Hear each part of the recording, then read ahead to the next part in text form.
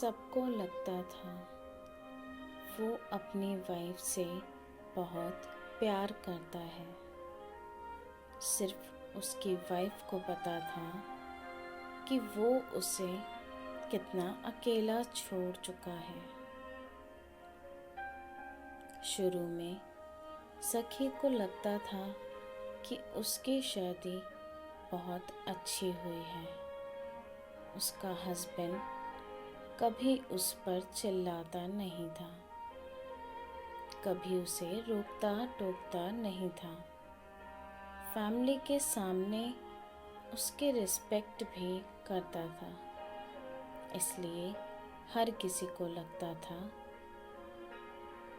कि वो बहुत लकी है। लेकिन धीरे धीरे सखी को एक अजीब चीज़ फील होने लगी।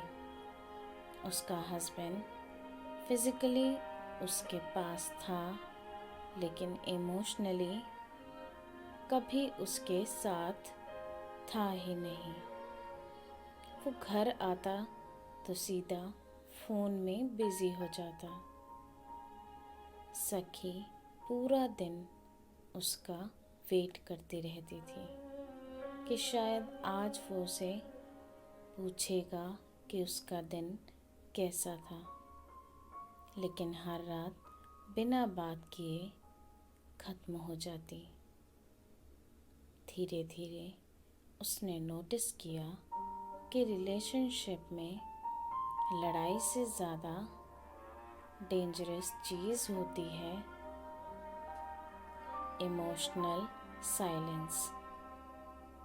क्योंकि जहाँ लड़ाई होती है वहाँ फीलिंग्स बची होती हैं, लेकिन जहाँ इंसान बात करना ही बंद कर दे वहाँ रिलेशनशिप अंदर ही अंदर मरने लगता है।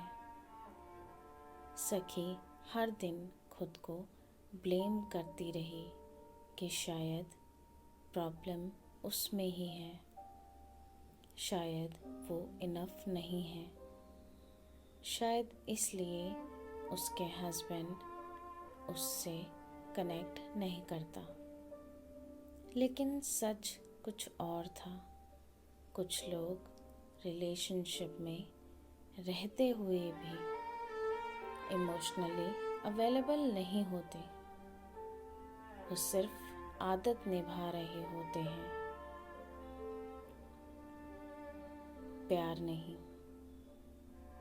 सखी को सबसे ज़्यादा दर्द तब हुआ जब एक दिन उसने रियलाइज़ किया कि उसका हस्बैंड दुनिया के सामने उसके साथ परफेक्ट बिहेव करता है, पर जब वो दोनों अकेले होते हैं